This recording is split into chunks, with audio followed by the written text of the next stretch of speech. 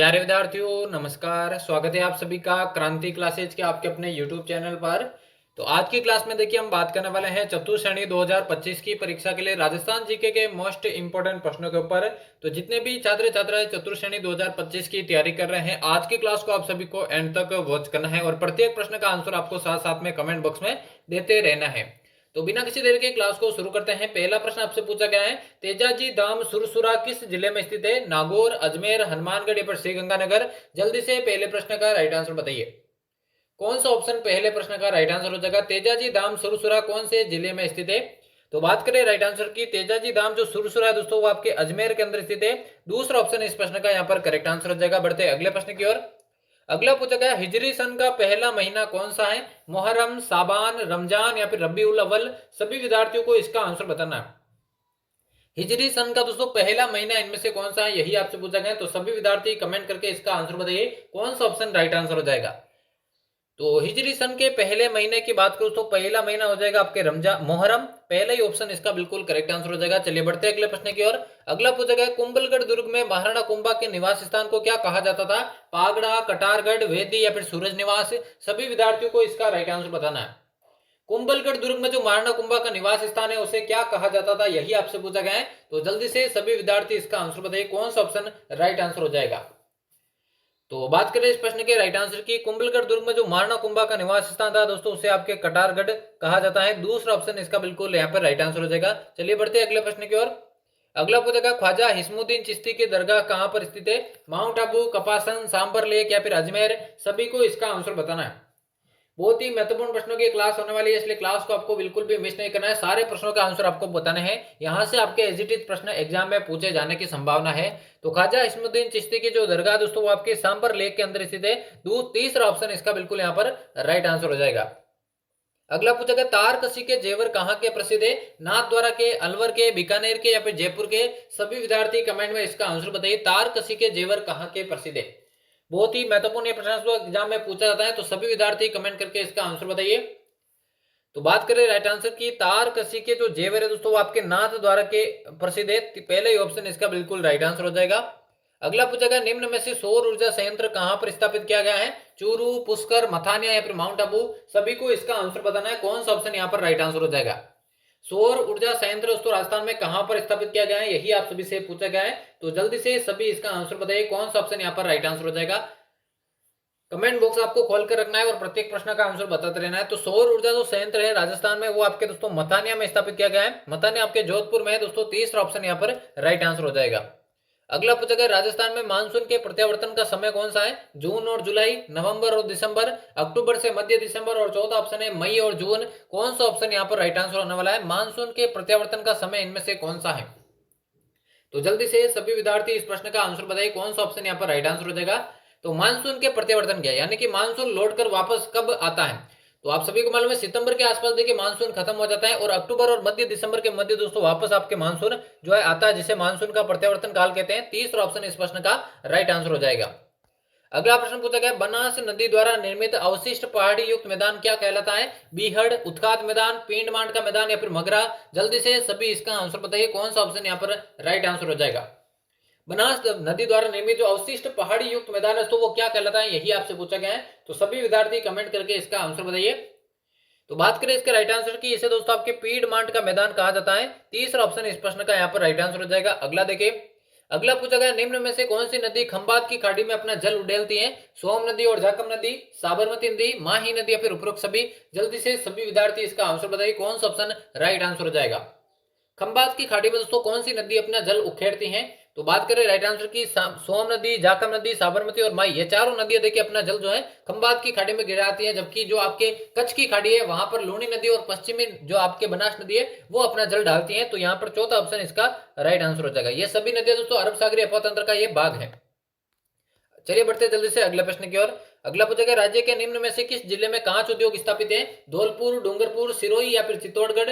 सभी को इसका आंसर बताना, कौन सा ऑप्शन राइट आंसर हो जाएगा। कांच उद्योग कौन से जिले में स्थापित है, यही आपसे पूछा गया है। तो सभी विद्यार्थी कमेंट करके इसका आंसर बताइए। बहुत ही महत्वपूर्ण ये प्रश्न तो, और जिसको भी देखिए आपके क्रांति क्लासेज के व्हाट्सएप चैनल से या व्हाट्सएप ग्रुप से ज्वाइन होना है वो देखिए इस नंबर पर मैसेज कर दीजिए 895589 27 और 26 इस नंबर पर आपको हाई लिखकर मैसेज कर देना। आपको क्रांति क्लासेज के व्हाट्सएप ग्रुप में भी शामिल कर दिया जाएगा, जहां पर दोस्तों हर एक एजुकेशनल न्यूज आपको मिलती रहेगी। तो चलिए बढ़ते दोस्तों इस प्रश्न के राइट आंसर के साथ। तो राज्य में कौन से जिले में कांच उद्योग आपके स्थापित हुआ है? तो वो हो जाएगा दोस्तों आपके धौलपुर, पहले ही ऑप्शन इसका राइट आंसर हो जाएगा। अगला पूछेगा किस लोक देवता की पत्नी उनकी मृत्यु के बाद सती हो गई थी? मल्लीनाथ जी, हड़बू जी, तेजा जी या फिर देवनारायण जी? सभी को इसका आंसर बताना है। कौन से लोक देवता की पत्नी दोस्तों सती हो गई थी उनकी मृत्यु के बाद? तो जल्दी से सभी इसका आंसर बताइए, कौन सा ऑप्शन राइट आंसर हो जाएगा? तो राइट आंसर की बात करें, देखिए तेजा जी की जो पत्नी थी वो उनकी मृत्यु के बाद सती हो गई थी। तीसरा ऑप्शन यहाँ पर राइट आंसर हो जाएगा। अगला देखिए पूछा गया निम्नलिखित में से कौन सी फसल खरीफ ऋतु में उत्पादित नहीं की जाती है? ज्वार, सोयाबीन, मटर या फिर उड़द? सभी को इसका आंसर बताना है। इनमें से कौन सी जो फसल है दोस्तों खरीफ ऋतु में नहीं बोई जाती है, यही आपसे पूछा गया है। तो बात करें राइट आंसर की, देखिए ज्वार, सोयाबीन, ठीक है ना, ज्वार की बात करूं, सोयाबीन की बात करूं, उड़द की बात करूं, ये तीनों आपके खरीफ ऋतु की फसलें है। लेकिन दोस्तों जो मटर है वो आपके रबी ऋतु में बोई जाती है। तीसरा ऑप्शन इसका राइट आंसर हो जाएगा। अगला देखिए पूछा गया 1857 के विद्रोह के समय भीमजी चारण को किस सामंत ने शरण दी थी? केसरी सिंह, जोध सिंह, रणजीत सिंह या फिर सरदार सिंह? जल्दी से सभी विद्यार्थी इसका आंसर बताइए, कौन सा ऑप्शन यहाँ पर करेक्ट आंसर होने वाला है? 1857 के विद्रोह का समय जो भीमजी चारण है दोस्तों, किस सामंत को उन्होंने शरण दी थी, या भीमजी चारण को किसने शरण दी थी? तो बिल्कुल दोस्तों कोठारिया का रावत जोध सिंह जो था, इसने आपको आपके भीमजी चारण को शरण दी थी। दूसरा ऑप्शन यहाँ पर राइट आंसर हो जाएगा। अगला प्रश्न पूछा गया हनुमानगढ़ में भद्रकाली मेला कब लगता है? चैत्र कृष्ण अष्टमी को, चैत्र शुक्ल अष्टमी और नवमी को, चैत्र अमावस्या को या फिर चैत्र पूर्णिमा को? जल्दी से सभी विद्यार्थी इसका आंसर बताइए, हनुमानगढ़ में जो भद्रकाली मेला दोस्तों कब लगता है, यही आपसे पूछा गया। तो सभी विद्यार्थी कमेंट करके इसका आंसर बताइए। तो बात करें राइट आंसर की, हनुमानगढ़ में जो भद्रकाली मेला दोस्तों वो आपके चैत्र मास में लगता है, और चैत्र मास की शुक्ल अष्टमी को और नवमी को ये मेला लगता है, 2 दिन लगता है। तो दूसरा ऑप्शन यहाँ पर राइट आंसर हो जाएगा। अगला देखिए पूछा गया राजस्थान में कितने विश्व धरोहर स्थल है? 4, 6, 9 या फिर 3? सभी को इसका आंसर बताना है। ये प्रश्न दोस्तों काफी बार एग्जाम में पूछा जा चुका है, राजस्थान में कितने विश्व धरोहर स्थल है, यही आपसे पूछा गया है। देखिए स्थल पूछे तो आपके 9 है, लेकिन अगर पूछे कितने विश्व धरोहर हैं तो वो 10 है, क्योंकि आपके कालबेलिया नृत्यों को भी दोस्तों अमूर्त सूची में शामिल किया गया। हालांकि वो स्थल नहीं है, वो नृत्य है, लेकिन दोस्तों टोटल आपके 10 है। यहाँ पे स्थल का पूछा तो स्थल आपके 9 है। स्थल आपके 9 है, कौन कौन से? देखिए 2013 के अंदर 6 दुर्ग शामिल किए गए, जिन्हें आप चीकू गाजर आम से दोस्तों पहचान सकते हैं। इसके अलावा जयपुर का परकोटा 2010 में शामिल हुआ था, ठीक है ना। जो आपके केवलादेव राष्ट्रीय उद्यान है 1985 के अंदर वो शामिल हुआ था, 1985 के अंदर शामिल हुआ था। कितने हो गए? देखिए 6 दुर्ग हो गए, एक 7 हो गया, एक 8 हो गया। इसके अलावा देखिए आपके जो जयपुर परकोटा है उसको भी देखिए 2019 के अंदर आपके शामिल किया गया। एक और बच गया, वो कौन सा है?